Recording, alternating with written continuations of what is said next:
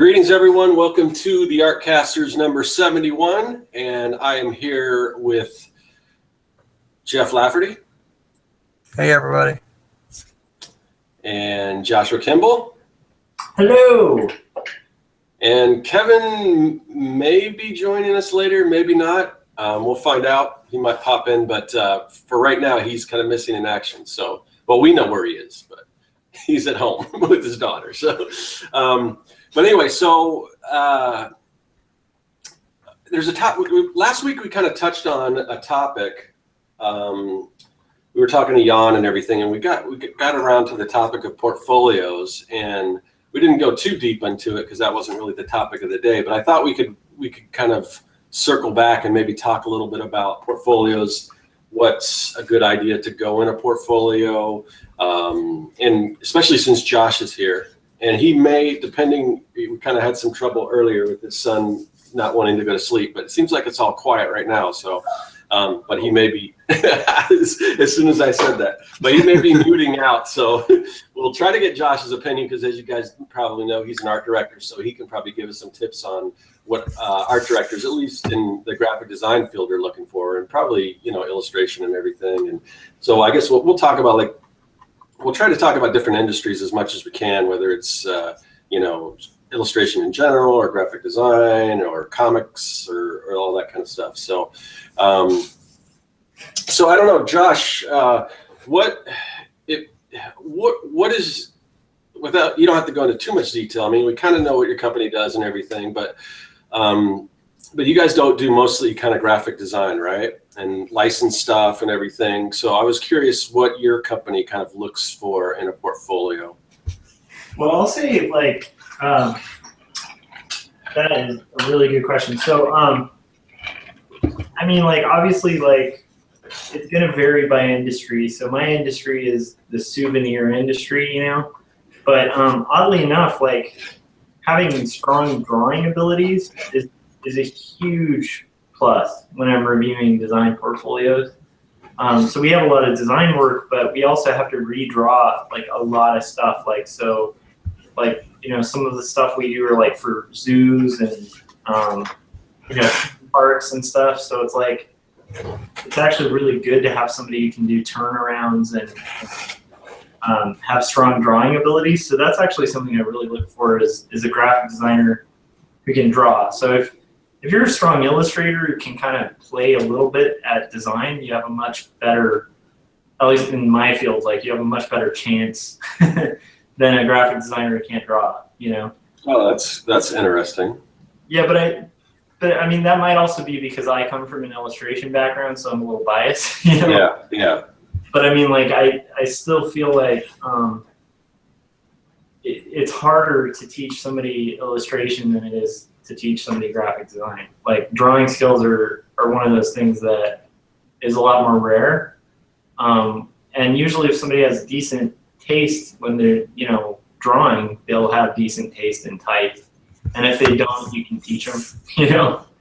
So, I don't know if that makes sense, but. Yeah, no, because I kind of liken it to, because there's a few times where, I would be applying for a job or something like that, and, they were looking for pretty much somebody who could do what I could do, but there might have been a software or something that I wasn't familiar with, and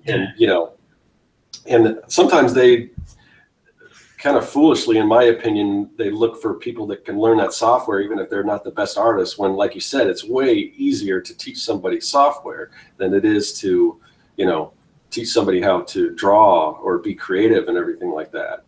Yeah. It's weird. It's almost like I always make the analogy of that movie, if you've ever seen that movie, Armageddon, where they teach miners to be astronauts, when you think it probably would be a little easier to teach the astronauts how to mine. But Yeah. That was a good movie. I like that one. Yeah. So what would you put in your portfolio, for example, that would show an art director that you could draw? Just life drawings, or I mean, it's got to be. Well, what would you stick in there? Yeah, it depends on the industry. So if you're, I mean, maybe you guys could speak more to I don't know if either of you guys well, I don't know. I mean, it's too bad Kevin's not here because he could probably speak more to animation, you know? Yeah. But I would think like life drawing, like gestural, like life drawings and stuff, that would be something more for like animation, you know? Generally, like what I'm going to look for is like, I mean, I do want to know that people can use the software we use.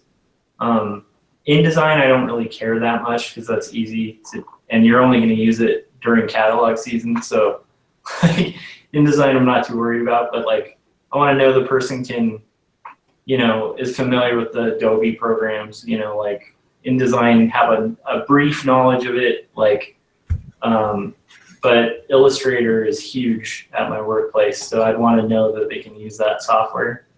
But if I can see in the Illustrator work some drawing ability, so if you have like some illustrated work as opposed to just, like if somebody came in with just typographic layouts, I'd be worried.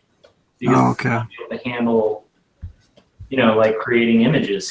like, Yeah. So, Yeah. You know, I'd want to see some like characters and stuff like created. But it really depends on where, you know, you work. Because like for what I did for a living before, you know, people wanted to see finished art. And it depends, you know, like if it's editorial, they want to see editorial work. So I think a geared portfolio, like a targeted portfolio, is the best way to go, where you do your research. Like if somebody comes in and they're applying for freelance and they've done their research and they have some stuff that would apply specifically to what we do, they're going to have a better likelihood of getting the job. As long as they have skill. Like if somebody's BSing, it always shows through with the art. You know what I mean? I don't know.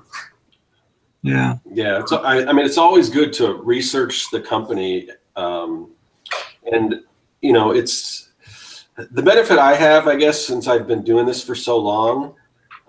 Anytime when I was kind of looking for a full-time job or even client work, I've done so many different things that I can just go through my archives and pick certain things out and customize it. When you're just starting off, that's a little harder because you don't have as much, you know, work behind you that you can pull from. But if you are kind of in that situation where, I mean, usually kind of know what you're applying for, what kind of your dream job is, and you kind of want to tailor it to that. And depending on, I mean, we can get into like how many pieces we should show. And again, it probably varies from industry. And I do, like you said, I wish Kevin was here because I think that there's a lot of people that are interested in going into animation, and I'm not as familiar with that. I mean, I've done animation, but I've never like applied for a specific job in animation. And I know there are very specific things that they look for. Yeah. How would you go about, like, when you guys say research a company? I mean, what do you do? Like, you find the company first, or do you find that they're looking for a job and then you research it, or are you like just going for like your dream job? Like, I want to work for Disney or something, and then bam, you're just all about that. Yeah, I would think if it's something like Disney, who is going to be constantly hiring or firing, depending if they have their massive layouts, like when they laid off everyone at that Disney Infinity thing. But they're kind of there's certain like big companies like that, those dream jobs that, you know, I would assume you would constantly send them things, and hope, you know, if you get some feedback and you can kind of tailor your portfolio. And I don't know. I mean, I don't know if there's. How would you? I know if you're in college. Well, I mean. How would you research something like that? Like, what do they want in their portfolios and stuff? You know what I mean? Yeah. Well, there's a lot of resources out there for that. Like, I mean, like there are podcasts out there and websites of Disney artists, and you want to like. Yeah. I mean, like, basically by doing your research, meaning like you can approach it either way. You can like go from the top down and kind of like, you know, like you have your goal, right? And then you break it down into actionable ways to get to your goal, right? Yeah. Or you could go with like most of the people who'd want to know this kind of advice would be students or people who are out of work. And in that case, like you want to go for hopefully just a job doing art, or even if it's freelance, right? You still have to show a portfolio. So it's like, that would be more of a bottom up strategy where you're trying to get work first and then get to Disney or whatever. So it's like, but either way, you can just like, what I mean by it is like I've just had people come in and they clearly are not like, they just don't seem ready to do what we do. Yeah. And we're familiar with it, and I'm always going to go with somebody who's like done a little bit of legwork because it shows initiative, right? So that's more than just the art. It's just a personality thing where it's like, I want people who are working there who will like do their homework a little bit, you know? Yeah. That always looks good, you know, because if you come in and like somebody's like asking you about why you want that job and stuff, and you're completely unaware of what they do, it's just going to look like you're desperate for a job, and the second a better job comes, you'll leave, which is probably true for anybody.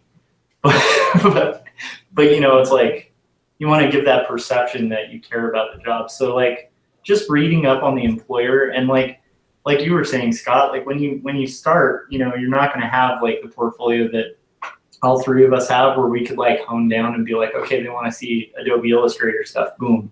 And you just select the Illustrator stuff you've done, and or they want to see traditional art, okay, they want to see traditional painting, so you just show your paintings and you throw away like the other stuff, you know, like, but if you're a student, you know, like, and you're getting out there, then maybe you have to build some stuff or like customize it.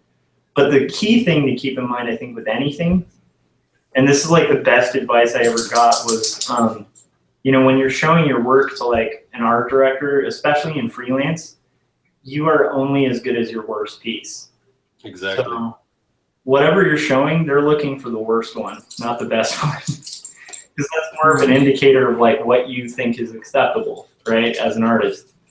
And so like really like it's better to show less and strength than show more and weakness. You know what I mean? I don't know if that makes sense. Oh, it makes total sense. Yeah. What would you say your, as far as, I've always heard like 6 to 10 pieces, and I guess it could vary from industry. I don't know, kind of what's your opinion on that? I think it just depends. I mean, it depends on how well you curate. Like if you come in with like 100 pages of stuff, like you gotta, like, once again, you want to kind of think outside of just the art, because it still is like a job interview, or even if it's like, especially if it's actually even more so if it's freelance, because, you know, if it's freelance and it's a one-off gig, like, and it's a company that hires a lot of freelancers, they're burning through portfolios. And we kind of touched on that last week, like about postcards, where it's like, you know, like most art directors' goals are to like clear their email, you know? And so if you're adding another email, that's one thing. If you're now asking that person to spend the time to sift through 100 images, it's just like, it's less likely they're going to see what you want them to see. You know what I mean? Yeah. So, and it also kind of shows that art director that you don't really value their time. So yeah, like honing it down is good, but like, you know, if you are really strong, if you're applying for a position like ours where there's graphic design and there's illustration involved, you want to show both, right? So maybe you want to show some catalog design and some cover designs and some poster designs, and then also show some illustrative work. You know, it just really depends on, that's a terrible answer, but it depends, right? Yeah. Well, what I try to do when I go for an interview, and it's a lot easier now that a lot of the stuff I show is on my iPad, and then I've got, you know, my bag, and then I've got other stuff. And what I do is I just kind of go in there, and after talking with them and kind of see where the conversation goes. And like I said, I have the benefit of having years of different types of work. And if they go in a direction like, well, yeah, we're looking for more illustrative type logos. I've got a bunch of different portfolio sections on my iPad, and I can just go right to, oh, well, here, this is what I do. Or, yeah, we're looking for a little more corporate stuff. I can go to that. Or, you know, it just depends. Even like sometimes, even if it's not something they necessarily do, like I've been in interviews or meeting with clients or something where I go to the back when I did murals and things, and some of the stuff that I've done in my house, I've got pictures of that, just because if somebody says, oh yeah, I just had somebody over painting my daughter's room or something, and then, you know, based on that, I go, oh yeah, I do that kind of stuff too. And it just, you know, I don't usually go in there planning to show everything, but if if the conversation leads that way, then I'll start showing different stuff. But that's the benefit to kind of having, you know, everything digital. So you don't have a physical book where if you're turning a page, you know, it's basically, you know, you go till the end of the book. Whereas this one, you can kind of partition it off and you can section it and say, well, oh, here. And also, it seems easier now that everything is just a swipe instead of turning and I know before, and we can go back to this, Josh, but you kind of talked about the importance of actually having a physical portfolio as well, which I bring physical pieces, especially like if I've got like print collateral or something. Sometimes I'll just have loose pieces, and if the conversation comes up, I'll bring that out or whatever. But yeah, when you're just swiping through, sometimes it seems if you tend to swipe real quick, like, and also I kind of, because usually I'm the one driving it, you know. Yeah. Like I'm showing the work, and if I can tell that they're not interested in a certain piece, I'll kind of swipe to the next one, or, you know, it just depends. So. Yeah, no, I think that's really good advice. Like, so come prepared. I mean, that's the key thing. So come prepared. Like, you don't have to obsessively have research, but understand where you're applying to work. Like, that's a huge one. Like, do a little research. Try to learn the name of the art director before you go in. That's just like basic business advice. Like, if you learn names, which is a weakness of mine, like I have trouble remembering names. But if you remember the person's name when you go in there and you're like more personal about it, it's like, it's a much better impression that you're leaving. Because think about it, like, you like the sound of your own name, right? Like when people are talking to you, yeah. You know, if people are talking to Scott and they call you Scott, it brings of like a little more caring than going, hey man, you know? Yeah. And so like, so that's just basic like business practices, because that's the thing, it's art, but it's business. And you also want to show that you have the capability of persuasion. Like you're kind of a salesperson for yourself. So like, show that you have the ability to curate, right? And like you have taste even when looking at your own work. So like, you've honed it down to what you think is going to work, but it's not a bad idea to have that backup portfolio. That actually helped me when I was applying as an art director. Was I showed a lot of work, and then they were like, well, have you been interviewed? And I had a bag with me, and I just pull out like magazines that have articles with interviews and stuff. So I'm like, yeah, I've been interviewed, and you know what I mean? Like, so you kind of let them gear how much they want to see. And right. You want to use a little emotional intelligence, like they call it like EQ in business, but it's like, use emotional intelligence. Try to read off of who's looking at your work. Are they getting bored? If they're getting bored, maybe you want to flip to the pages you need them to see. So it really depends on the place, because like in 15 years of freelancing, like I've had art directors that like really want to spend time with your work, and I've had art directors that like literally see one image and that's it. And so you really want to gear it just towards your industry. Like if it's editorial, it's a much more fast-paced industry, and that's a much more cold calling industry, because it's like 24-hour turnarounds. So it's like, generally they're finding the artist and having you do the work within the same night, So it's like, if that's the case, like you might have to pester, to get in. And then once you've gotten in, your editorial work starts being self-fulfilling.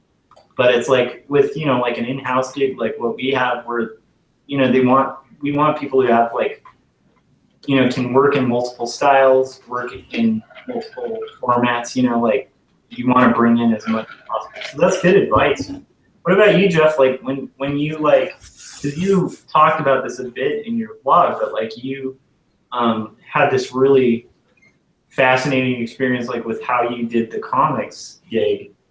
And I know like the industry's a little different, but I still think like that's valuable, like how did you prepare your portfolio for comics, Like, yeah, I mean, this was like all years ago, so it's kind of like all changed, but I mean, everything you guys say is kind of like what I did. I definitely researched who I was going to talk to, and I, would show my stuff out in like San Diego. That's the only, experience I had with actually showing my portfolio to somebody would be at the cons and stuff, you know?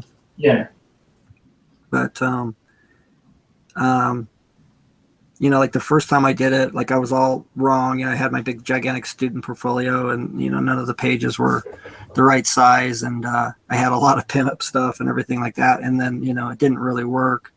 And then when I came back to San Diego the next year, I refined my portfolio down to like, you know, what they wanted, which was like, you know, sequential art. So to like show that you could actually do comics. And I had like a nice little book with, you know, the sleeves in it, so you could put the art in there, and it was easy for them to flip through and stuff. And I think I usually used to put like 15 pieces in mine. I don't really remember the number, but I know it was a bit more than 6. But you know, it's probably like what everybody was doing back then, because I was just kind of like paying attention to everybody else. Yeah, and that's I think that's good too. Like you want to, like, you know, don't go in blind. So like if you're applying to an industry, like like learn a little bit about the industry and ask people who are there, you know, like what should I bring, you know? Yeah. And also I remember I brought like little packages of like copies, not like bound in a book, but you know, like back then there was no print on demand or anything. But I just would have little packets that I could leave with them if they wanted them. And then I also like had, you know, a ton of business cards, of course, that I could leave with everybody so that they would remember me beyond just like that one meeting. Yeah, because in comics, do not leave like original work, because you won't get it back, or send original work. No, that'd be a And what's good now, the thing that I hated back when I was, you know, trying to break, I never actually traditionally broke into comics. I mean, I've done professional comics, but not for like Marvel or DC or anything. But back when I was trying to kind of break into there, the thing that I hated was back when you just had like your Xerox machines and you would Xerox your pencils, but it, you know, it's not the Xerox doesn't do it justice. So it's like, yeah, nowadays you can get a nice scan and you can scan in a color, which will show the grayscale and look exactly like your pencils. Yeah. Whereas before that, I mean, just the Xeroxes just did not look that great. So yeah. But, yeah, I think like what a lot of people were saying in the chat too, you know, which I don't have the experience now, but like a lot of people were saying like the best advertisement for your work would be your own book. And I kind of think that is probably true.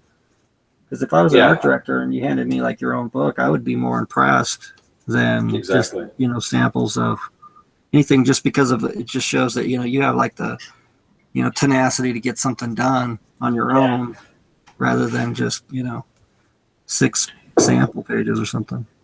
Well, I think there's like 2 routes, because I think there's still people who sometimes get through that submission process, you know, like so I think they still do reviews. But I think that most of the cartoonists I've met who like work for the big 3 or whatever, they usually get in through the back door, which is like indie comics, you know?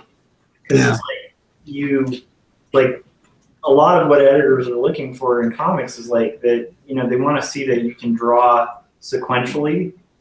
And so it's like they're not looking for, you know, like splash pages and stuff, because like, you know, like, yeah, okay, great, you can draw, but can you draw like the same character like from 5 different viewpoints, like doing action, and not have like too many inserted panels to show all the in-betweens and stuff. So like I know I did portfolio reviews too at cons and like never got a response from editors.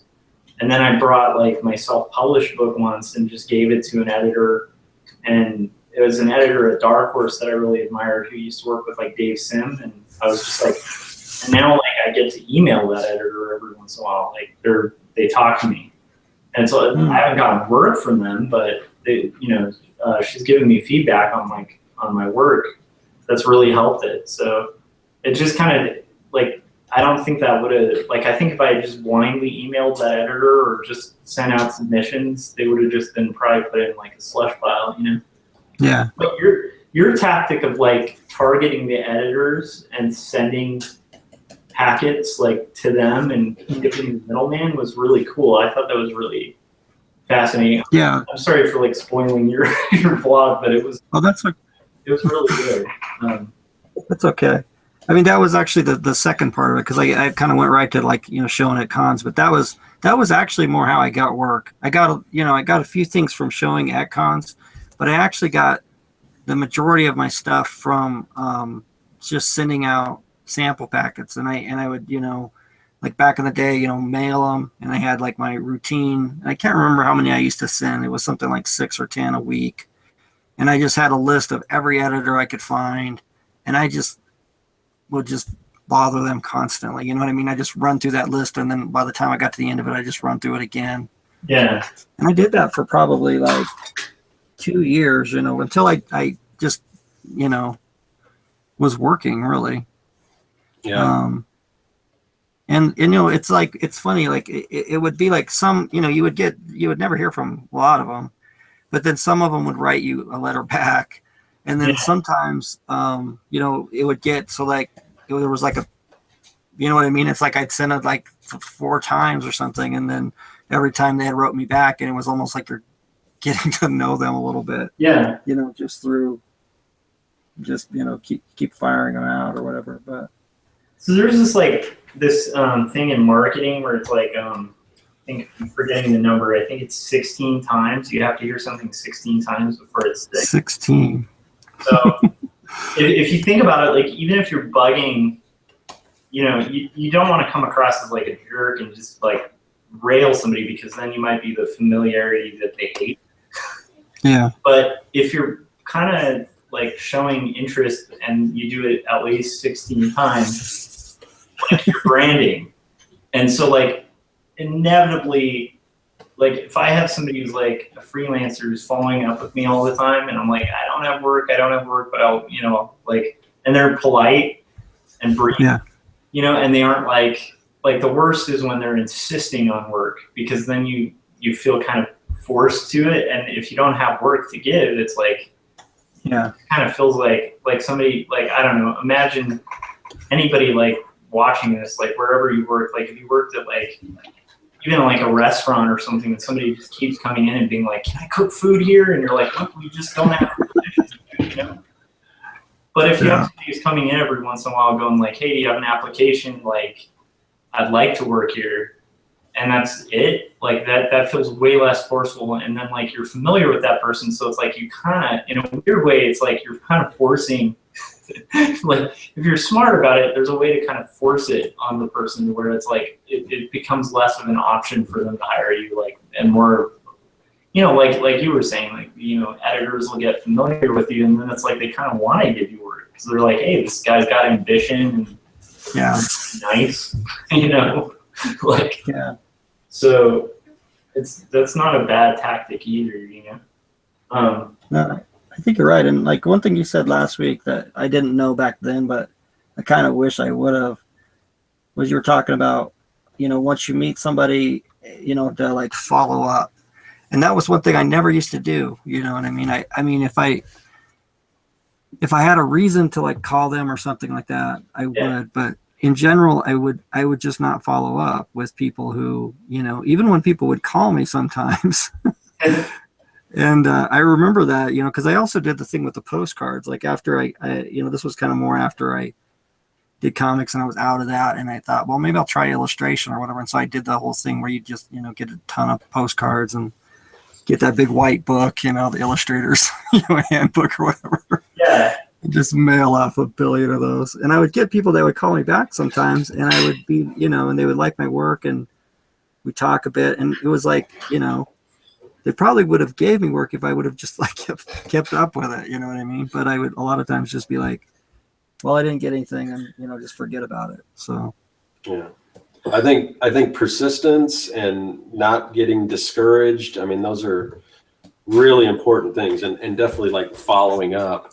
But you always hear those stories of like the actor who has right next to it, his Oscar has a note on how he's a horrible actor from some talent scout or something, and how he'll never work and all this stuff. And, because look at anyone, I mean, you hear the stories about like J.K. Rowling, how she was rejected by everyone. And then, I mean, so you really can't let that discourage you too much. I mean, try to take constructive criticism and everything, but it's not, everything isn't always true, you know.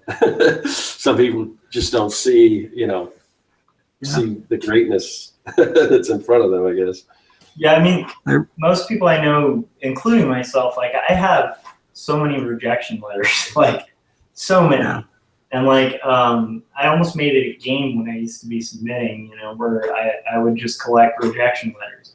But what's interesting is like, if you take it the right way, like sometimes there's people who it's just not their taste, and then sometimes they're dead on. Like I said, that editor, that Dark Horse editor, like I never ended up doing anything for Dark Horse, but her feedback on my last graphic novel, like, has really informed like what I'm doing now. And I'm not doing it because I want it. Like I don't even know if I want to go through Dark Horse, you know, because I've had friends put stuff out through them, and with indie stuff, it's kind of a hustle regardless.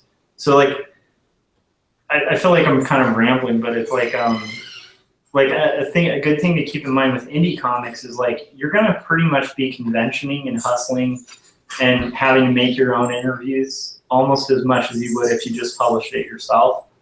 And so like the in with that, from everything I've read, it seems to be you kind of build your own audience and show that you can hustle your own books, you know, and then you have a much higher likelihood of like getting your submissions looked at, you know. Yeah. Because they want to know you can kind of sell the book. Because in a weird way, at least in indie comics, like that you're gonna have to sell the book. So you know, like I think like the Kate Beaton route is kind of more of the model now with indie comics, where it's like you have this big audience, and that's how you get your publisher. You know, it's weird. It's inverted. You know. I've heard that with books too. Like you know, like just book authors. Then they talk about, you know, like if you're like James Patterson or something, they still, you know, set up your whole book tour and all that kind of stuff. But like, you know, if you're like one of these kind of middle of the road authors or under the radar authors, it's like they don't do anything to like that, you know, and it's like on you to promote yourself and, you know, do the book signings and all that kind of stuff. So I wouldn't doubt it's the same with comics and stuff, you know. And I mean, like, it's interesting because it's a lot like that with children's books. Like, my wife, like, the books she's had out, she's had to hustle herself. Like, they aren't flying her to, like, children's book conventions. But then I have a friend who, like, I knew from, like, Threadless days, and they got, like, a Simon & Schuster deal, and they got flown to, like, New York to signings, and they have, like, big promotional posters that they sent to, like, bookstores and stuff. So it really depends on what gig you get, you know?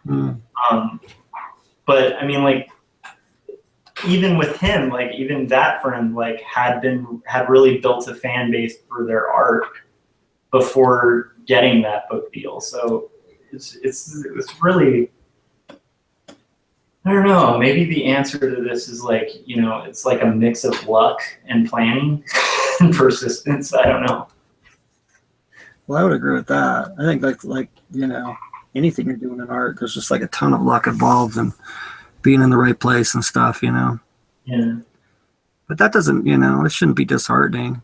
Oh yeah. Because it's just, you know, it's like it can happen for you just like anybody. And I also think like, you know, like, you know, it's like bringing in like good work and stuff. You know what I mean? It's like, yeah, you're gonna get guys that, you know, look at it and still hate you. But then sometimes you're gonna turn somebody's head with something that's really good, you know. And I don't know. That's just always like the side I've been on. It's just like do it as good as you can, and then just let it you know, see if it gets anybody to look, I guess. Yeah. Yeah, and I feel like one of the mistakes I made really early on as an illustrator, and I had to learn the hard way, was like I got some paid gigs, and I really like let the company lead me too much in the style. And when I got printed, I just would feel like no ownership or pride over what I did. And also I would have taken shortcuts and stuff and was like, well, I could have done better, you know? Like, right.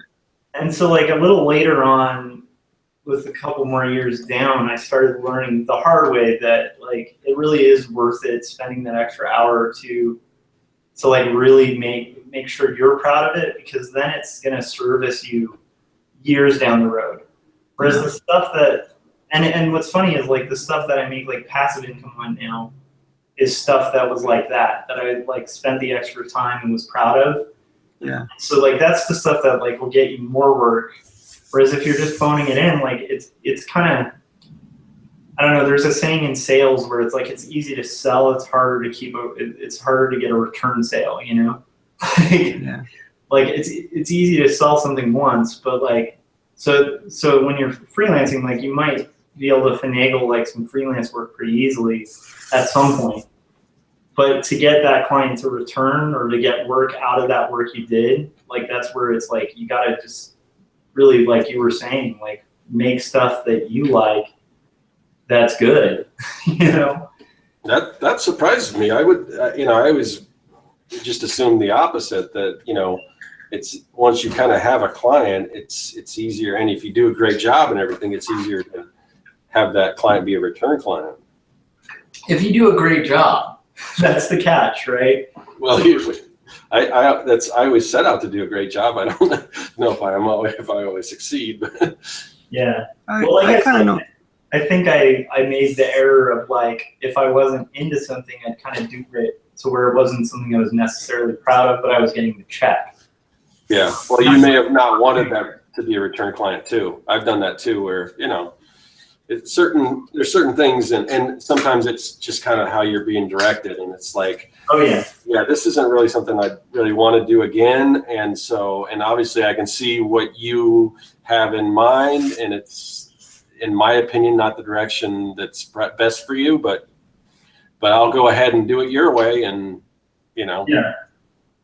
and they're happy with it because eventually it is done their way, where it's nothing that I would put in my portfolio in the end, because it's Yeah. But like I said, I learned the hard way. Like I don't even know if that work is worth it, like half of the time. In fact, most of the time, because I think at the end of the day, like you should be doing work you're proud of, and if you're doing work you're proud of on your own, it's probably gonna have better long-term results than like that stuff anyway. I don't know if that makes sense. No, it makes total sense. I wish I had known that a little earlier on, because I would have targeted more personal work earlier. Yeah. And because it's the personal stuff that's going to get you more work. At least with my experience. But I don't know. I mean, that's also very different than like a day job kind of situation too, where like, let's say you're working for a gaming company and you get hired to do the Care Bears video game or something. Mm-hmm. Like, they're probably going to want it in a certain style, regardless of your style. So it really, or like an animation, if you're getting hired to draw SpongeBob SquarePants or something, which would be awesome, style of that. But if you're getting hired to do that, they're probably going to want you to draw it in their style, Yeah. But so I guess that would be more for freelance. I don't know. Well, I had like a similar experience like when I was in comics, because I had a real problem with deadlines and inkers. I could hit my deadlines, but I couldn't do my stuff as good as I wanted to when I hit my deadlines. And then I always felt like my inkers were like messing everything up. You know what I mean? Yeah. And when I look back on it, I wish I would have like the initiative to try to ink some of my own stuff or something like that, to where, you know what I mean? Because like all the stuff where I felt like I had that problem, I felt like it hurt my career. You know what I mean? Because it wasn't that good when it came out. Yeah. So, I think it's just something you learn with experience, Yeah. And once again, like another thing to remember when you're doing illustration or design is like, always ask yourself, like, is this something I want to live with 2 years from now? Especially if it's a book, like, because that could be your first of many books. That could be your last book. Like, maybe it's your last book ever. Like, so when you have the client, like, treat it like it's your last book. And I think if you do that, you're gonna end up in better straits. Or you can do what, like, it sounds like Jeff, you and I like struggled with. Scott, it sounds like you have had a much better work ethic, which is good. But it's like, you don't like, you can learn it the hard way or the easy way, basically. I've made mistakes, but I remember there was the biggest mistake I ever made was I was doing storyboards, and it was, of course, if you've never done storyboards, it's always like, this needs to be done next day, and this was before I don't know, it was before email, but it was definitely before, like, most people had scanners and things like that. But so we were scanning we needed to get something, to the client and everything. So we were like faxing. And I had one of those old faxes. It's on the ream, and it's kind of that what do they call that technique where it's like a thermal or whatever. It's like, I don't know, what I'm talking about. Paper. Yeah. So I was because I didn't have, or maybe it's so long ago, but maybe it was because I didn't have a copy placed by me and I needed to make copies and then go over it and tone it or whatever. But what I ended up doing was running the drawings through the fax machine to make copies of them. And I spray mounted them, and that spray mount and that paper did not react well together. And once it got there, it was a mess. And like I was like I was working for a client who was working with whatever advertising agency it was. And so he had to schmooze them over, and it was just a big nightmare. And that was like the biggest mess up I ever did. And so after that, I learned my lesson. But it was kind of like, and I never ended up working for that guy again, that's for sure. But I offered to do whatever I could and all this stuff. But it's like, sometimes it just, especially when you're under that kind of pressure. And but. And storyboards are a weird one too, because like once again, all of this is dependent on industry. Because like there are a couple guys that I've met who do storyboards that look like finished comic panels, and they do them so fast it's like disgusting. Like how clean and quick they are. But like a lot of storyboarding is like kind of leaving work unfinished, which is kind of fun. Like the few I've done, where it's like you're getting paid. Like I remember the first 3 storyboarding gigs I did, I felt like the whole time like I was cheating and getting money for it. Because like, I can just leave this, like they can read it and that's all they need. Like I don't need to like render the hell out of this or so there's something kind of fun and loose about it. And like so in that industry, like, quickness really is where getting your money is worth, Exactly. Yeah, it's all about how fast can you get this done. So sometimes it's if you can convey the point, then you're good. But even then, even with it real sketchy like that, when you got to do like 50 of them a night, it gets difficult. It's not fun. Oh, it's insane. It's insane. One thing I'll say is like it pays pretty well. So like yes, hopefully it still does. But I know when I did it. It paid very well. And usually on top of it paying well to begin with, you charge a rush charge. Almost every single one has a rush charge attached to it. It's just like, I don't know why, they can't figure out what they need, like maybe a day in advance, but yeah, it never happens. So my worst scenario was like doing a music video one, because music videos, like productions, have become to the point where they're kind of like a movie. So it's like all these special effects, which for a storyboard artist, that's 80% of why they usually hire you, is to like plot out special effects and staging. So it's like, but because it's also like a smaller scale movie, they've kind of changed their mind like the guy I was working with on it was nuts. Like he would change his mind every like 5 minutes or whatever, what he wanted. And so you'd be like, it's going to be a circus scene and that kind of thing. So you draw this big circus and you stay up all night, you pull this crazy all-nighter, and and then the next day it's like, yeah, let's change it to like the Grand Canyon. Really? Like, you have the budget for that? Because that's crazy. But it can be fun too, like I think, I don't know, I think I might have gotten stuck on storyboards if it had been more frequent, because it was kind of a rush. You get it you do it so quick, and forget about it. And the next thing you know, you see this thing that you kind of had a part in visualizing, you know? Yeah, that was the cool part when you see, because I did mostly like commercial stuff for, you know, like American West Airlines and stuff like that. They're not even around anymore. A lot of those but yeah, I don't know. But it's kind of cool where you would see your stuff on TV and all that kind of stuff. But yeah, it's cool. I've always had a hard time with that, like with the revision thing. It seems like, and I still do. It's just like there's something about the changes. It's like the more changes that come through, I don't know. I have a hard time like getting my mind to like get behind like the changes as they come. And I know that's just like a failing in myself. But I think you're just more suited to kind of doing your own stuff. I mean, oh yeah, obviously, but yeah, because we were talking about changes. I don't know if it's a failure either, because like, I mean, like, you know, there's like my favorite, I'm sure I've said this before on here, but like one of my favorite quotes about design by committee is it's a camel is a horse designed by committee. Yeah. So like the more voices, like, you know, like all you have to do to see how bad like the general public is see who just got elected to office, you know, or like turn on the TV and watch like the most popular television shows, and a lot of the times it's something like Honey Boo Boo or something, you know. Whereas like the niche stuff is usually like much more of like a niche audience, but it's really good. And I think because you're not, you know, you can't please everybody, and if you're pleasing everybody, then you're making like, you know, Miller Lite instead of a craft beer, you know. So I don't know. I definitely agree with you in a lot of ways. I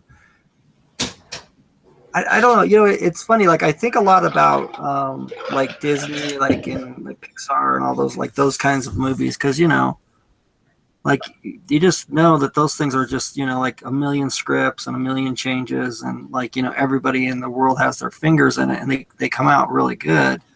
But then you've also got the other side of the coin with like, so you know, like some little indie movie that just nobody's got their fingers in, and it comes out really good too. So, you know, it's just, I don't know. It's like all the rules. It's like every rule is like, it can work and it can't work. I don't know. You know what I mean?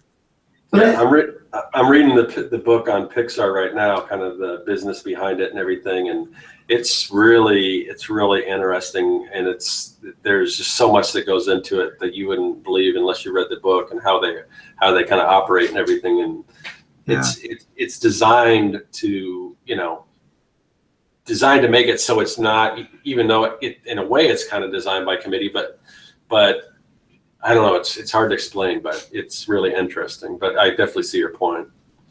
Yeah, and I think with like Pixar in particular, like I think I've read similar stuff because they actually have contingencies to avoid it becoming designed by committee. Yeah. Oh, really? And Disney actually kind of started a lot of that. So like, especially if you look at like early Disney, like they kind of created this method of the story artists are kind of who are writing the movie, and they came up with this method that kind of allows each person to have their voice in like a certain scene. From what I hear from a lot of Disney artists, that's died down a lot, and I would say it's reflected in the quality of a lot of their movies. But it is interesting because it's like, I think like you were saying, Scott, it's like it is a team effort, but it's like they've kind of found a method to kind of, like, they're aware that it can be crappy if everybody likes it, you know? Like, Right. I don't know. It's fascinating though, because you're right. Like there are some things, like for instance, sometimes you do just like with the beer analogy, you know, sometimes you want like a Coors Light, or you want like your Hormel chili instead of like the craft chili, you know? So, that reminds me of that it's a Gene Simmons quote where he says, they're talking about how this guy's watching Gene Simmons, and one day he comes out of the bedroom or whatever, or the hotel with this total 10, and the next day, you know, it's more this like heavy set lady, and then I was like, Gene, were you going out with that girl? And he's like, listen, I have to tell you. So he says, what did he say? He said, you can't have filet mignon every night. Sometimes you have to have McDonald's.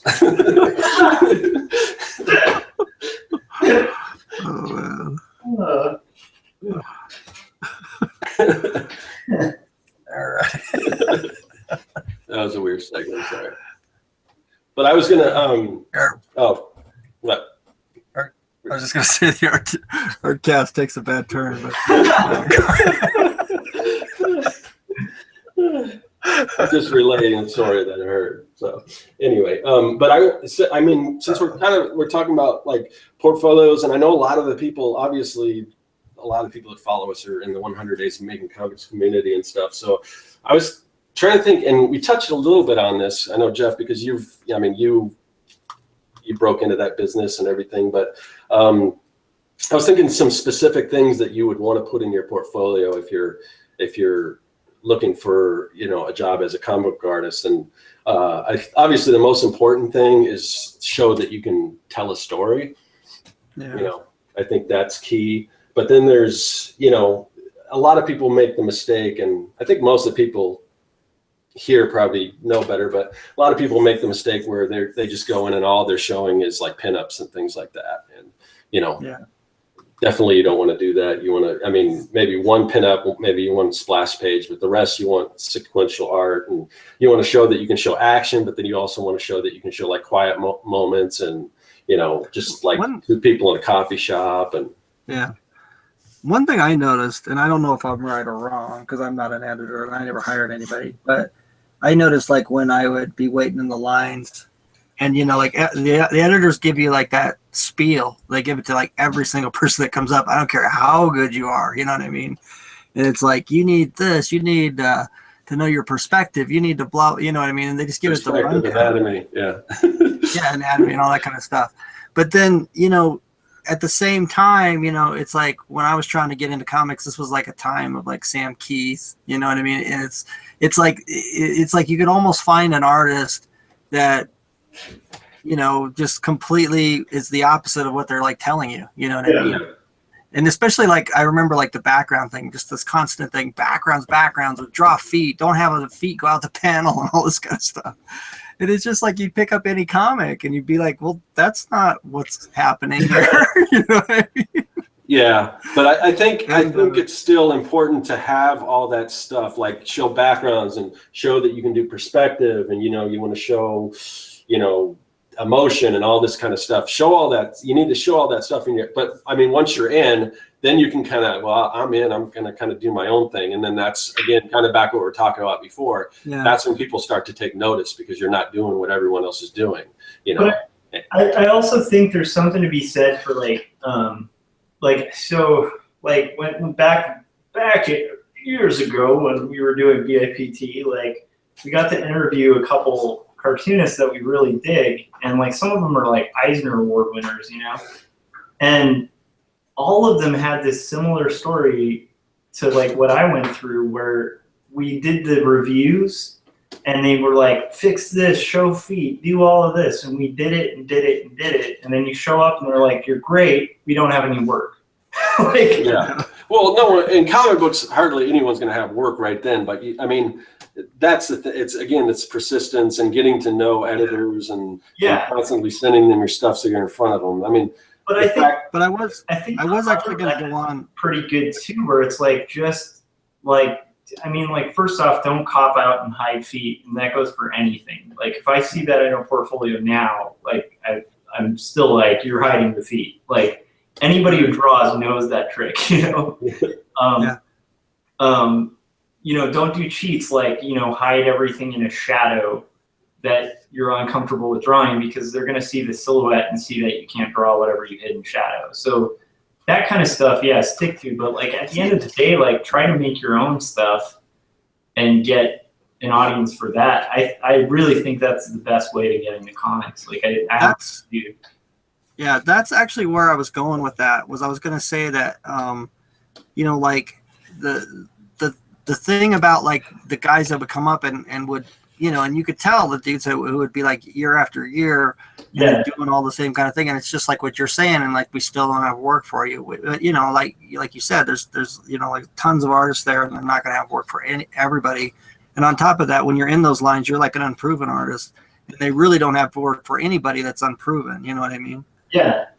But I was going to say though that I think that the thing that what they really wanted to see, no matter what they're telling you, is they wanted to be like impressed. So like if you've got something that you're going to walk up and impress them with, that's the thing to bring them.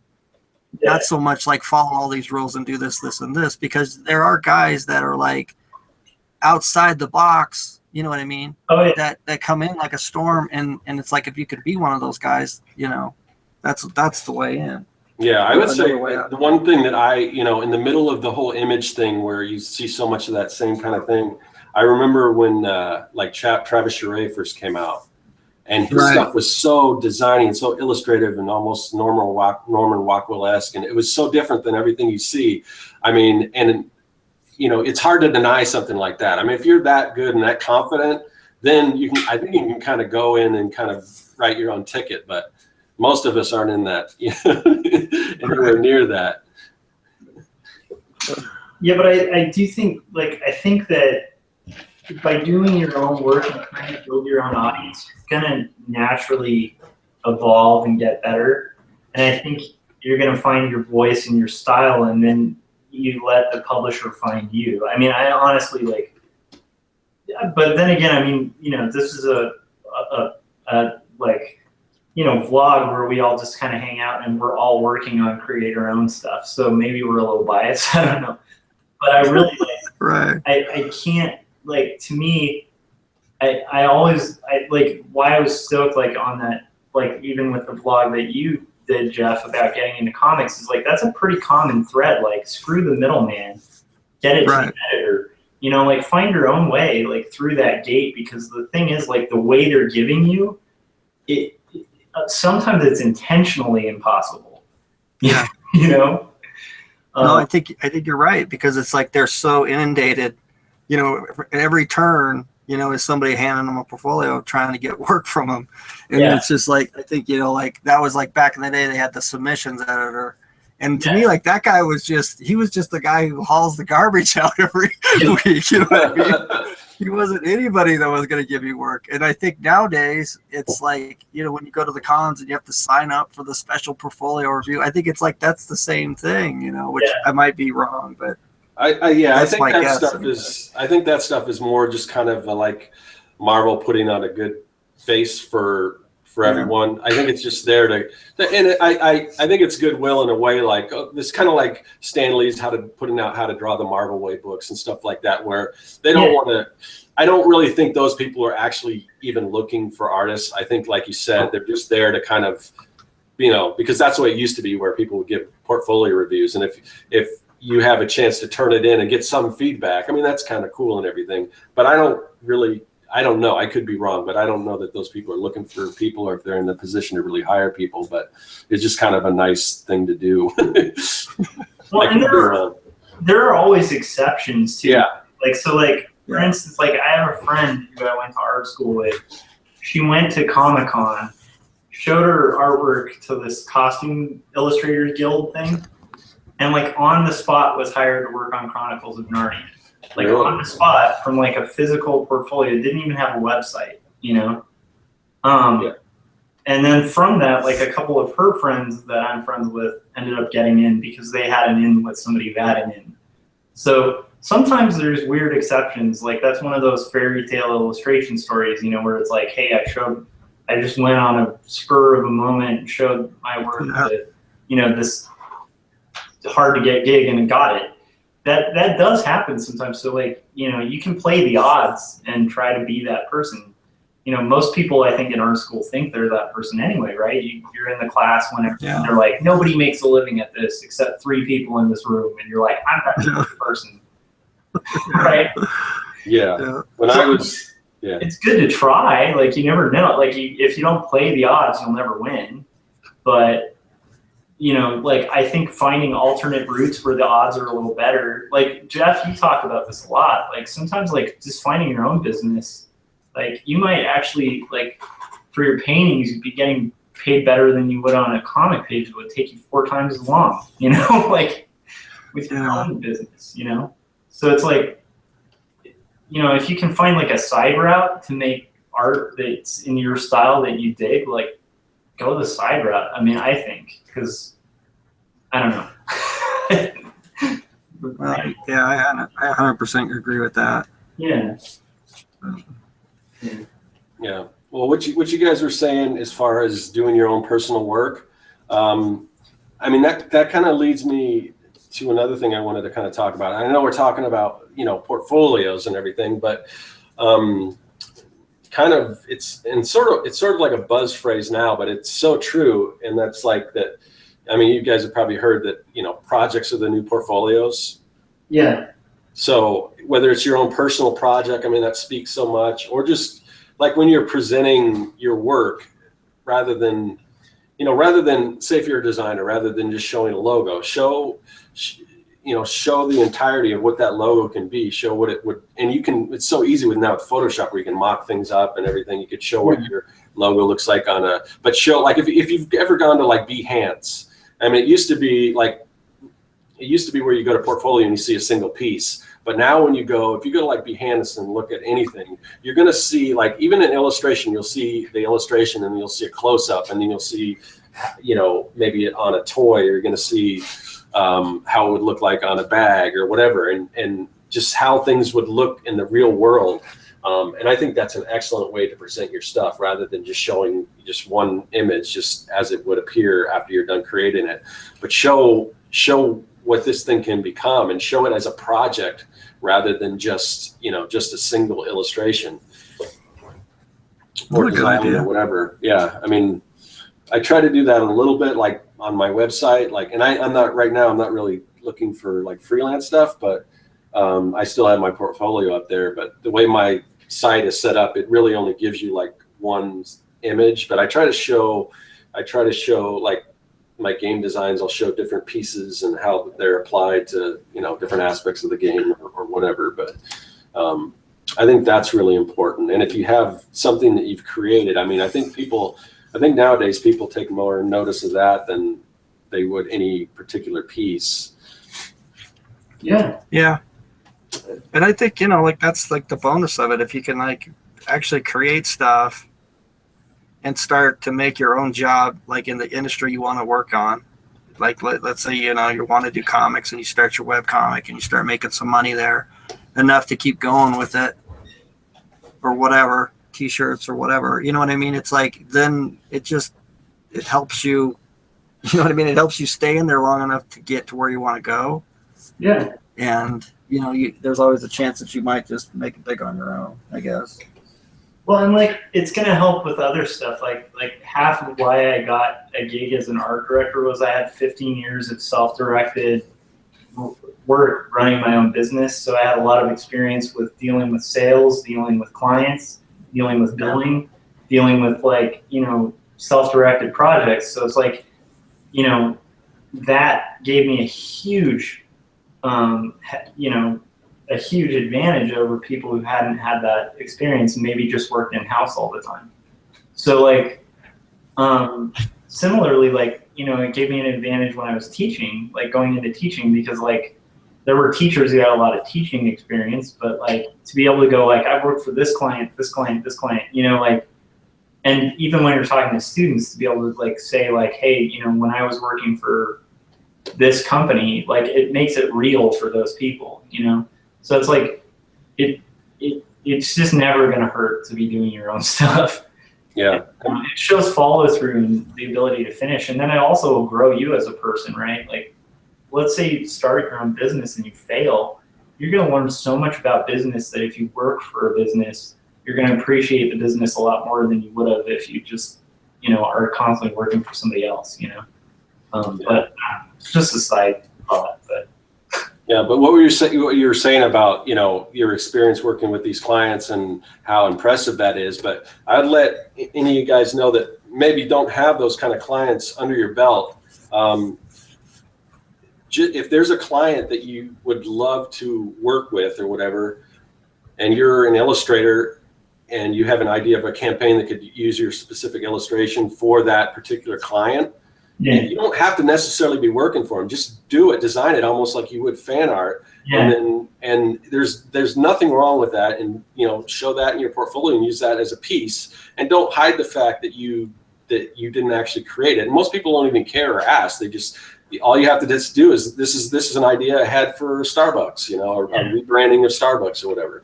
And if it looks good, it's not going to matter if you actually did it for them or not. Oh, for sure. Yeah. So. Yeah, I mean, the only people who care about client lists are usually like freelance. If you're doing in-house stuff, then your client list kind of counts, right? Like, especially with like editorial, they want to know you're going to hit deadlines and you're reliable. So it's like, oh, you work for this magazine, I can trust you. But with like in-house stuff, or most visual stuff, they're literally just looking like, do you have the skill to do it? And then, you'll get rehired if you weren't a flake and you deliver, right? Yeah. So, and I wasn't trying to say that a client list isn't impressive. Yeah, definitely. That's nice if you have it.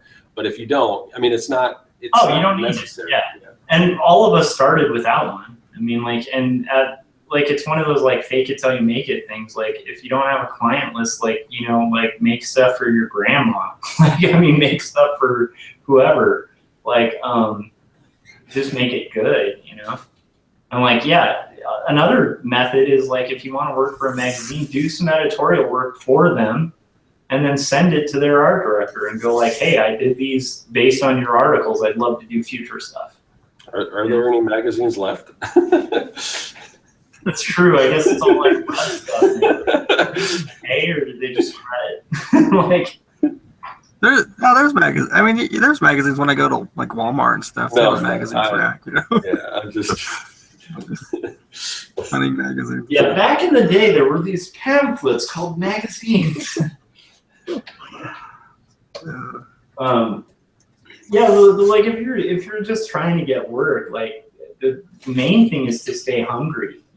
So because you're gonna get shot down a couple times. Yeah. And if you don't, hey, you know what, good for you, but a lot of the time you're going to get shot down a lot, and you're going to get feedback, and you got to learn how to take what, I'm sure we've all gotten bad critiques and good critiques, critiques that kind of hurt, but they were true, and it was okay, I got to get better at that. And then other ones where you're just oh, this person's a dick, Yeah. So you just and you may not even know which one's which when you're starting, which is tough, but the cool thing is the more you deal with getting rejected for stuff like that, the more you start learning how to sift between what's valuable and what's going to just hold you back, I don't know. It's interesting. Yeah. It's a weird thing, man. It's a weird thing. Yeah. Sometimes it's just I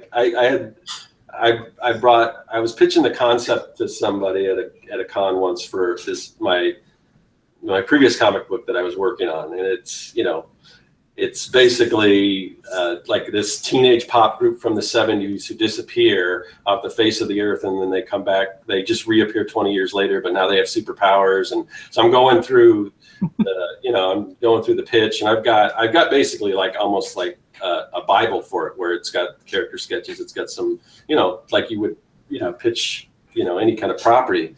Yeah. And the guy is just dismissive, and he says, that sounds, what did he say it was? Oh, it sounds contrived. And I'm like, oh, okay. So I go away and I'm thinking, okay, he said it sounds contrived, but that could just be another way. I mean, somebody else could look at it and say, oh, that's original. That's something I haven't seen before.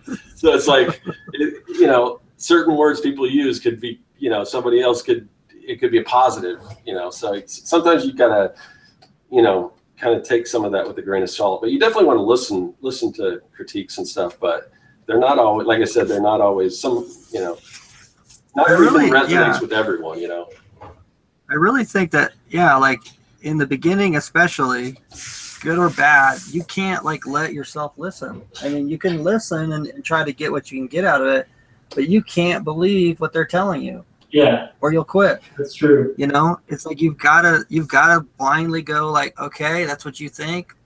I'm going to the next guy, and not freaking say like, no, I think he's right. I need to go home and practice for 10 years. You know what I mean? Yeah. I know that probably is not what people, you know. I mean, you always hear all the critique, and you know all that kind of stuff, and it's like going into Hell's Kitchen, and I think a lot of that stuff just kills like your creativity and stuff. And like the second you start listening to that stuff, it's like you're done. Well, But I mean, that's my and hopefully you get some constructive criticism because, I mean, obviously no one's perfect and everyone needs to improve. So, but it's hard to figure out when they're just like slamming you, or when, you know, you really may need to work on your anatomy. And hopefully you can kind of tell. I mean, I think if they just say it's garbage and don't point out. Just think if Rob Liefeld would have took that advice, though. Yeah, you need to work on your anatomy, kid. Hell no. I mean, you know, it's. And we'd have no Deadpool movie. It really depends. Like, okay, so I think that, at least for me, like what I've found useful to kind of sort through like what I'm going to listen to and what I'm not, is to just go, to just ask myself the question of like, if I follow this thread, and is this going to stop what I'm doing, or is this going to further what I'm doing? So like, meaning like, if I listen to this, is this going to get me closer to what I want, or is this going to like stifle what I'm doing? And like, it's a hard thing to tell, because especially like when you're like, when I was a young artist and like I went to like art school and got my first crit, I remember feeling really pissed and thinking the teacher was just a jerk, you know? And like, but because I had this really weird idea of a style, you know, at the time. Yeah. And I was too young and like too uninformed to have a style. So like, I didn't know anatomy. So like, you know, it's good to know anatomy before you decide on your style, you know, because it's going to come out. But you're right. Like, I mean, like, you got to be, regardless, like, you can't wait till you're perfect to get out there, because then you're never going to, like, perfect is never, right? So, I don't know. It's such a weird thing, because I'm like, I feel like I'm torn between on that one. Yeah, I mean, you know, because I'm not, even though it sounds like I'm saying, you know, don't just put your blinders on and just barrel ahead.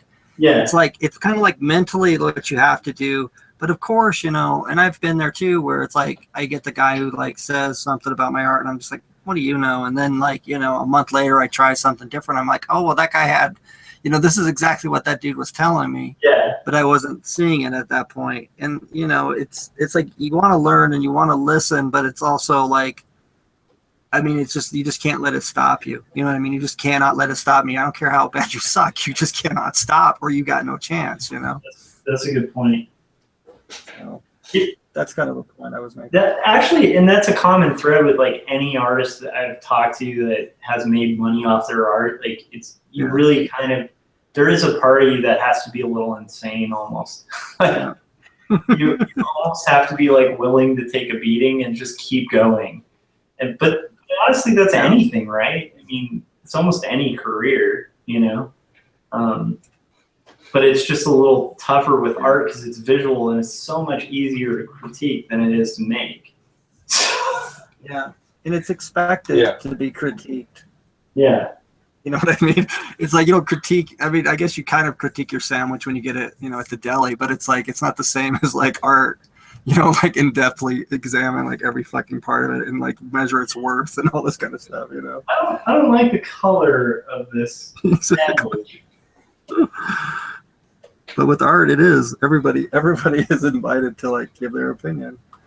Yeah, and I think like that's the thing to keep in mind. Like, you want to consider the source too, right? Like, if I'm like, I really admire like Chip Kidd. He's like one of my favorite graphic designers. So like, if I ever had the opportunity to work with him, I would listen to everything he said, and I take it very seriously because I've seen the end result of what he does. It's good, you know? Yeah. So it's like the dude knows what he's doing. Whereas if it's like I'm, you know, talking to like a salesperson, you know, about like art or whatever, like I'm going to take it with a grain of salt because they're a salesperson. They're not an artist. And if they had taste, they wouldn't need an artist. You know? So, oh man. Yeah. Fashion salespeople. Sorry. Technically, we're salespeople, I guess. We've heard of your dealings with salespeople at your work. So.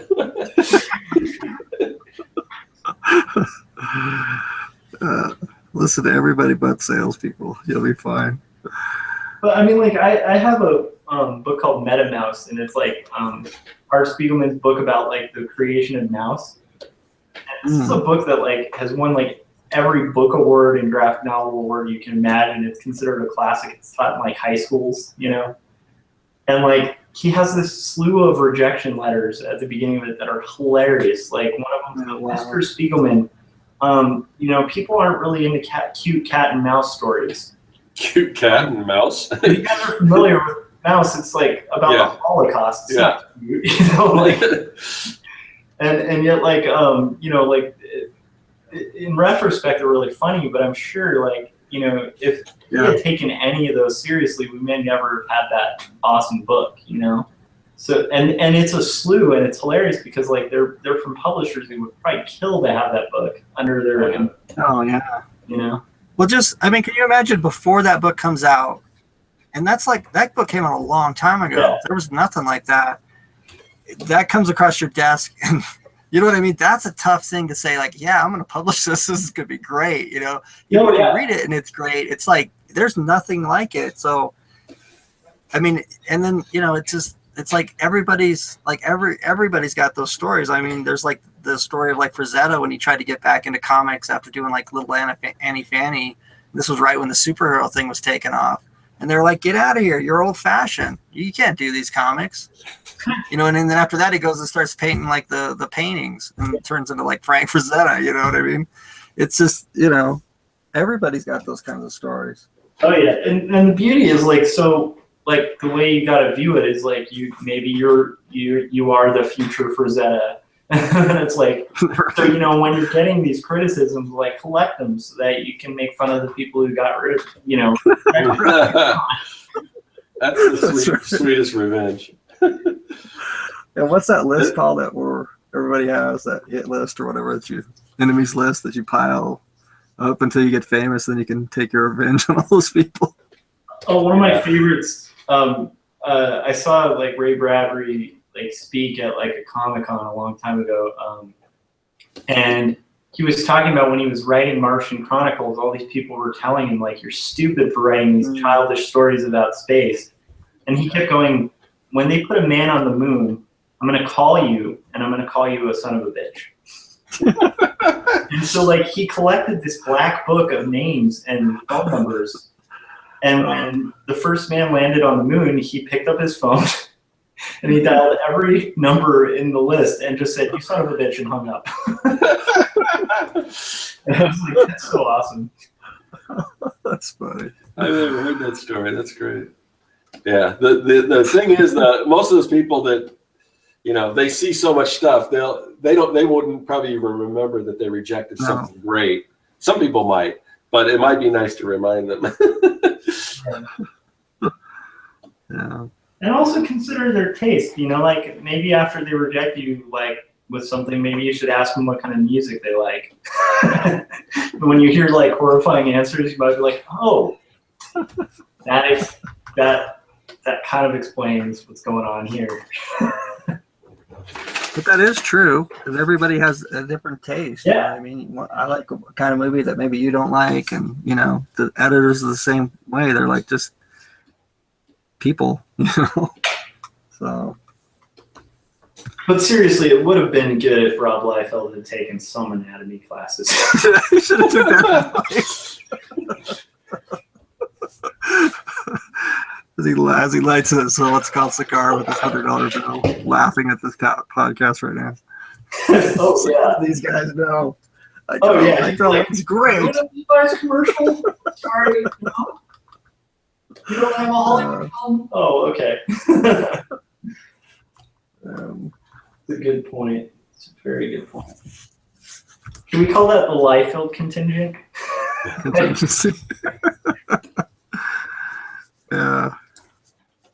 But I mean, like, I think Sam Keith's a really good example. Like, I love Sam Keith's work. And like, it's so like what he does. I mean, it's in a history of illustration, but it's like not your traditional. You know, the way he was drawing Wolverine, he wasn't like following a template that was like Marvel template. You know. You know what? Yeah, or like Sienkiewicz or all those guys.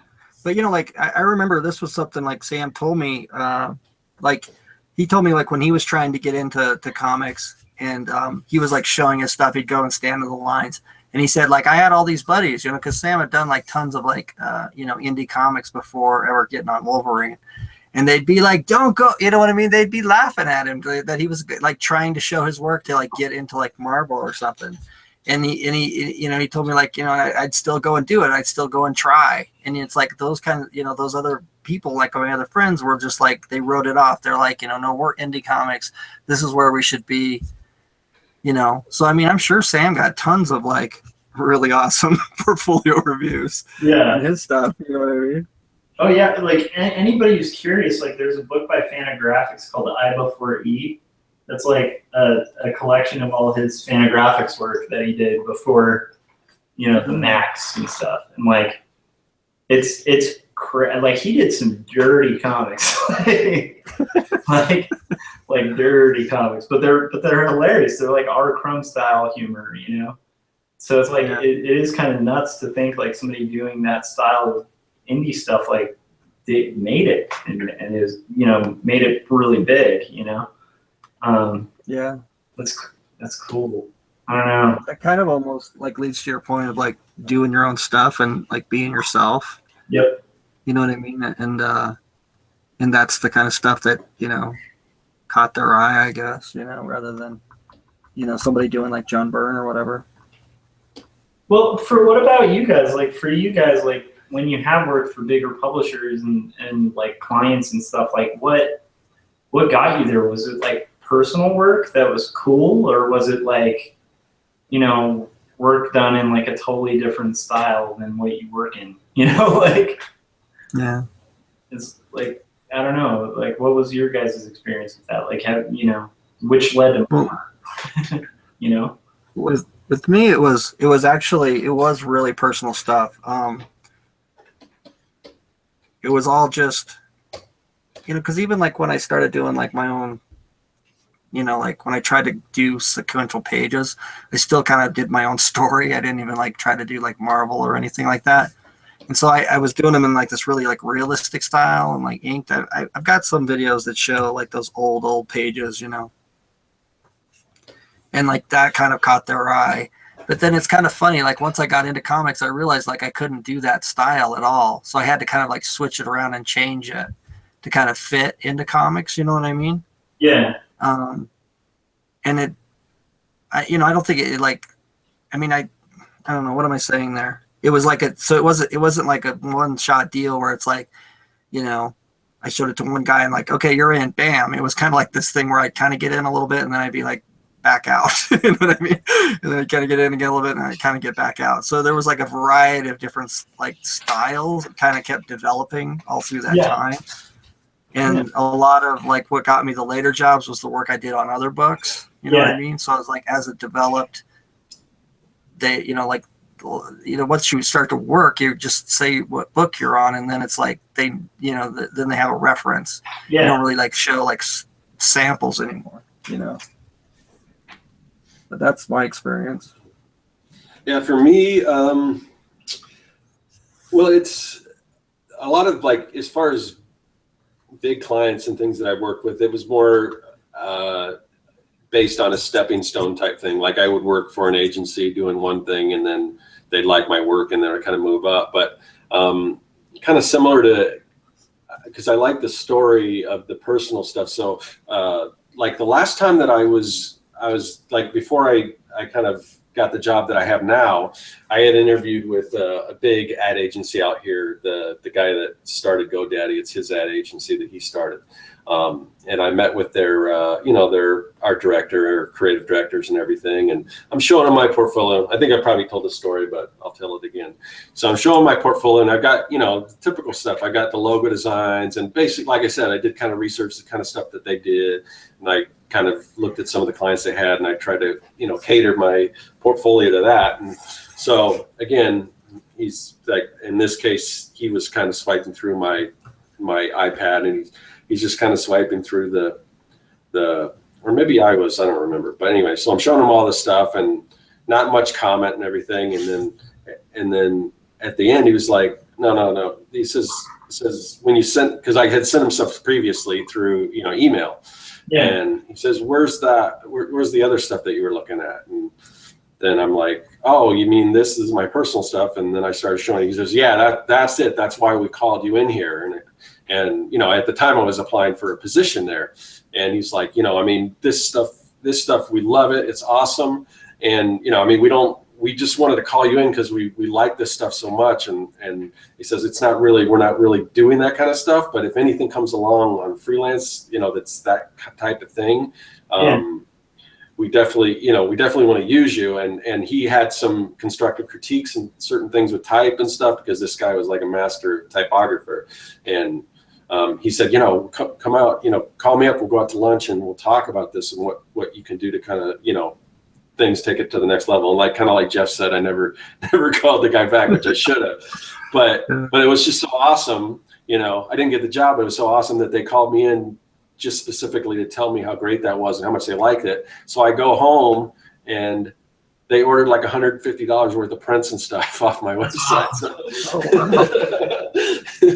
So and it's all, the thing is, I should call them back because, I haven't really kept in touch with them, but I can guarantee you my work is sitting up there in their offices, assuming that they're still working there, because that's what they bought it for. So, because they had actually said, we like this particular print, but we'd like, can you do it in a bigger size? And I'm like, yeah, I could do that. So I kind of gave them a custom size and stuff like that. So that was kind of cool.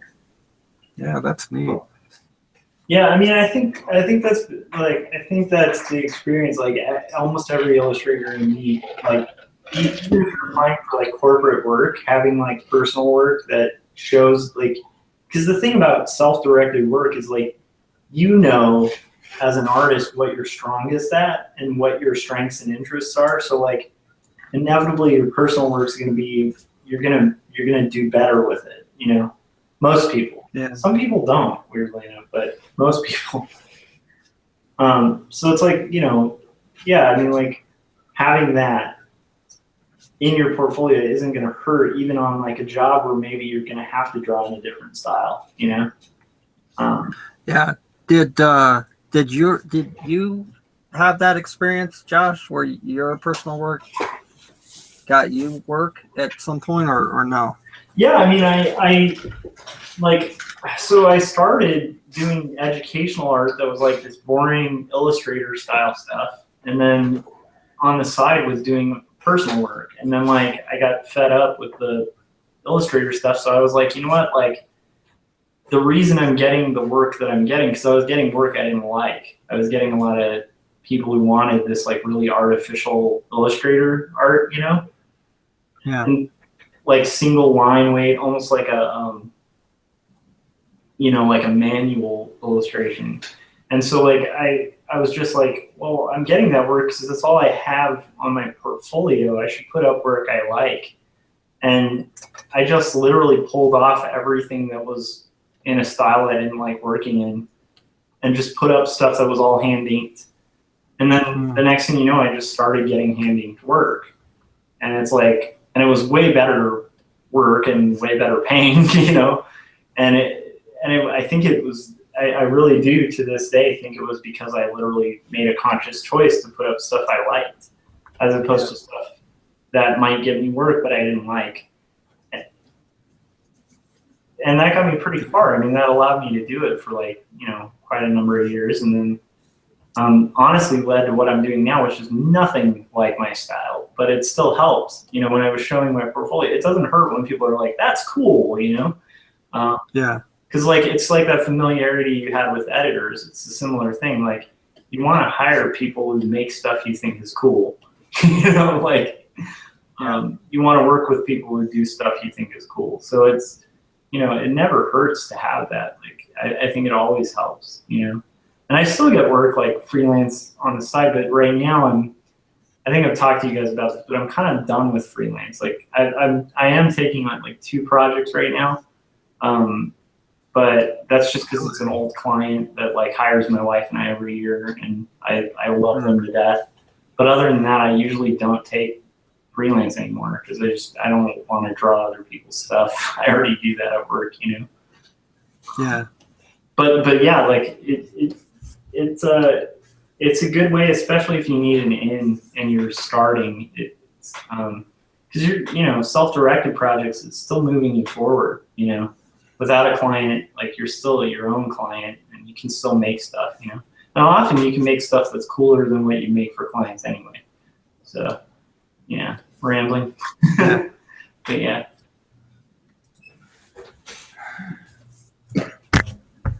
So did we whip that one to death? Yeah.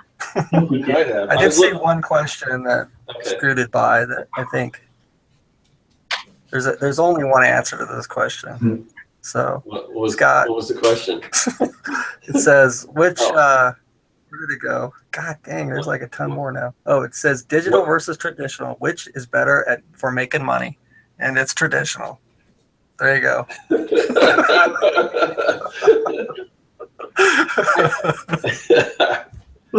I honestly don't know that there's a difference really. I mean, as far as making money, it depends. I mean, you know, I don't know. There's no answer. Yeah. No, I agree with Jeff. It's traditional. Once I knew. Well, I do both. So I mean, Yeah. Yeah, it really depends. Like if you were wanting to work where I work full time, like you'd have a really hard time if you were trying to do traditional because it has to be digital. So it's it just really depends on what you're doing, you know. Yeah, totally. Yeah, it actually depends on the artist too, I think. Oh yeah. You know what I mean? So, because I can't make a dime digital. I don't know how to do that. So yeah, I mean, but I mean, you're traditional. You know, you still know your way around a computer, and you know how to, you know, take your artwork and, you know, present it, doing digital stuff and do all that kind of stuff. So I mean, yeah, I guess that's probably not the question, but those people that don't know how to do anything with the computer, I think you're gonna have a hard time, even though, you know, you can definitely make a living. Well, I don't know. It's hard. That's hard to say, but I don't think there's a definite answer to that. So to be safe, know both. Yeah. Right. Yeah. And then I guess they're debating it. That's where all the rest of the what's it called? Because somebody says if the job requires speed, then it's digital. And then blah blah blah.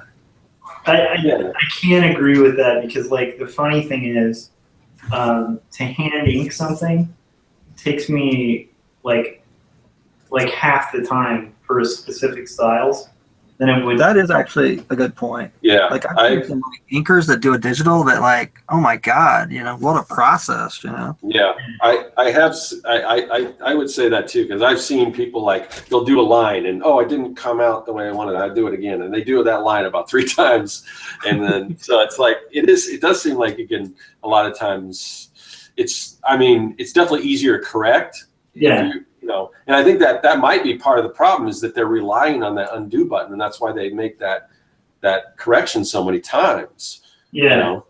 But and also one thing that's definitely true is like, okay, so if like Jeff, if you did like an editorial painting or something, or like a poster for a movie or something painted, and then they want like 5 or 10 color changes. Yeah. Revisions. So like that's something where I would say you really have an advantage when you're digital because revisions are quicker when you work digitally. Like the execution may not be, but like the initial piece, but like revising, you know, like it's like night and day with that. So like, once again, it really depends on the industry too, right? Because if you're working for something that's going to need 50 corrections, it might be a smart choice to do digital, you know? Yeah. But then there's tricks, you know? Right. And then I was going to say too, like, I mean, if you're selling an original piece of art, you know what I mean? It's like, well, obviously it's traditional. You know what I mean? There's so many answers to like what you're going for, what you're doing, how you're making your money. So. Yeah. Revisions are just ridiculous anyway. Everybody's just take it the way you put it in there the first time. They know that the artist knows best anyway. Well, I will say, like, that the client I'm taking right now, and because I don't take, like, I literally started just refusing freelance, but yeah, it's been a weird thing. Like, I'm 3 years into doing that, and I still get because when you're self-employed, it's like you take what you can, you know? And so like, so weird to like be like, no, I really don't want it. And they're like, what? right. That's really strange for me too, because I still have that gut feeling of like, I gotta take it. And then I'm like, no, you don't. You really don't. Yeah. But like this client that I took on, that is one of the advantages is like, if there are revisions, they're usually really minor and they're very clear about what they want. And like, that's actually pretty rare for a client. So like, that's another reason why I'm still taking them, because I'm like, it's nice because I get to, if I execute it well the first round, I don't have like a million revisions, you know? Right. But yeah, revisions are a nightmare. Do you guys charge for like that kind of stuff? Or no? It depends. I mean, yeah, you definitely want to work that into the contract. So, you know, you would spell that out in the beginning, how many revisions you get. At least that's what I do. You know, so yeah, because I mean, the thing is, I mean, depending on the project and how it's created, how much of a pain in the ass a revision is, but the thing is, I mean, usually 1 or 2 revisions isn't a big deal, but sometimes you'll get clients, and if you don't put a stipulation in the contract on how many you get, they'll just go on and go on and go on, and that's when it becomes a problem. So yeah, you definitely want to, you know, think about that beforehand and let them know and everything. Yeah. And if they do know in the beginning, they're more likely to kind of not go crazy with the revisions and, you know, only use them when they absolutely need them and when it's necessary. So yeah.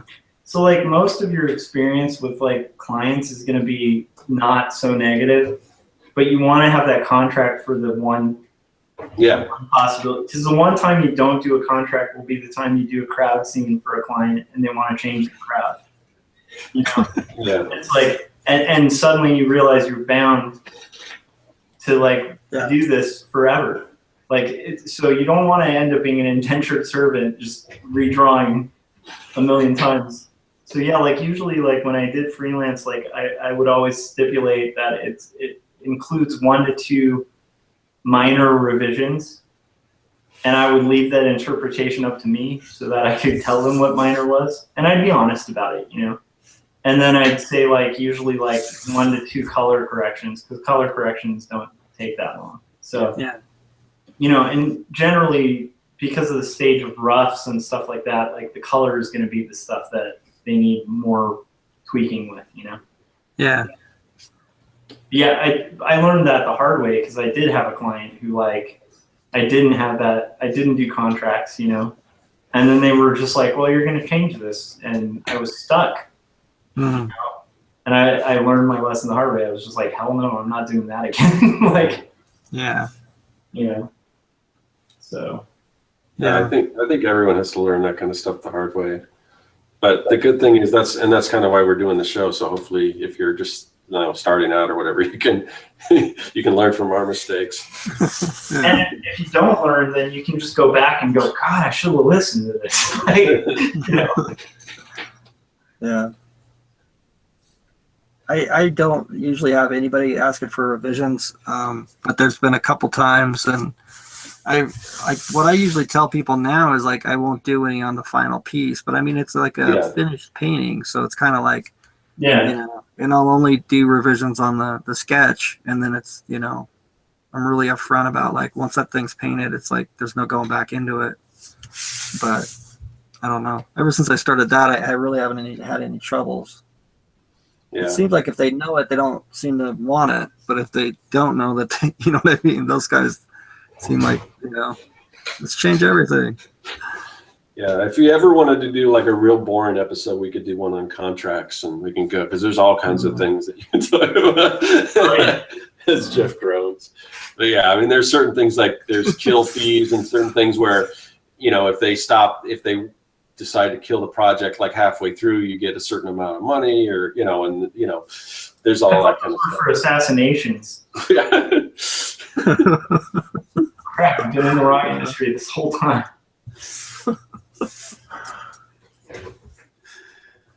I don't know, but anyway, yeah, we're good. We're close to 2 hours. I don't know if we've hopefully we kind of gave people some insight on portfolios. But if there's any questions, we didn't get a whole lot of. The chat's busy, but not a lot of questions this time.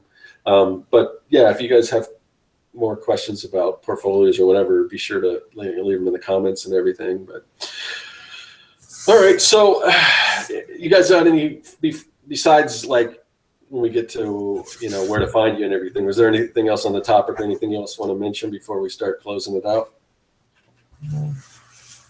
Not really. Okay. All right. So Josh, where can everyone find you online? I sometimes hang out on YouTube under Joshua Kimball. So you can just look for Joshua Kimball or use my username, Calling Nothing, and then links to everything else are there. And then I'm also on this weird show called the Artcasters. Yeah. So you guys will just have to find that the hard way. Yeah, and you got like a crazy amount of vlogs. How many's like over 50 now, right? I just hit 55, which is great. Yeah. And you've only been on YouTube for how long? That's great. That's awesome. Well, I don't know. I actually, it's so funny though, because like comparatively, like, you know, like Kevin puts us all to shame. Yeah. That guy's putting out like one a day. Yeah. So it's, you know, it's one of those things like where like I'm still trying to find a balance. That'll be a discussion for another time with you guys. Yeah.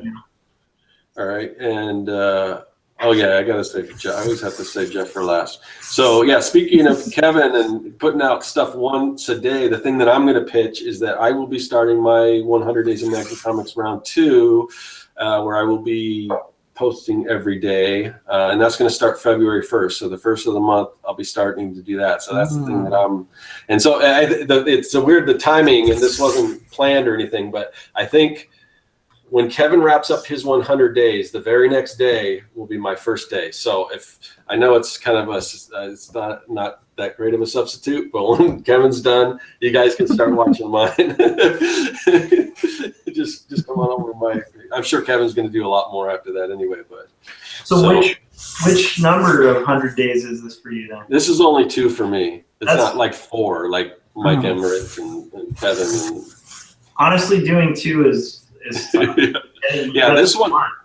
Yeah, but this one I've got some cool stuff planned. It's going to be a little more vloggy, and I've got, you know, it should be pretty fun, hopefully. So I'm putting some stuff into it. So check it out. Give it at least, you know, watch 2 or 3 of them and see what you think. And anyway, so keep an eye out for that. And Jeff, what about you? JeffLafferty.net is my website, and then you can find all my stuff there. And everybody should sign up for the newsletter for this show. The link is in the description below the video, and it's a little notification so you guys can catch the live show. I send it out right before the show starts, about 10 minutes before the show starts, and say, hey, come over here and watch the show. So that's it. All right, everyone. Thanks, everyone in the chat, and we'll see you guys later.